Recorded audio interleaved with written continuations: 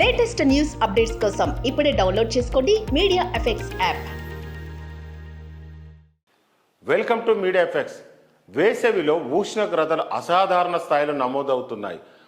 మార్చి నుండి ప్రచండ భానుడు నిప్పులు కురిపిస్తున్నాడు. ఉదయం 9 గంటలు దాటితే ఇళ్ల నుంచి బయటకు రాలేని పరిస్థితి.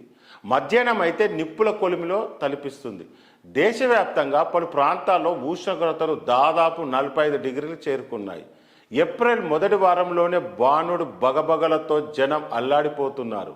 ఇక రాబోయే రోజుల్లో ఉష్ణోగ్రతలు 50 డిగ్రీలకు చేరుకుంటాయన్న వాతావరణ శాఖ అంచనాలు ఆందోళనకు గురి చేస్తున్నాయి. ఐక్యరాజ్య సమితి సైతం పెరుగుతున్న ఉష్ణోగ్రతలతో పిల్లల ప్రాణాలకు ప్రమాదమని హెచ్చరించింది.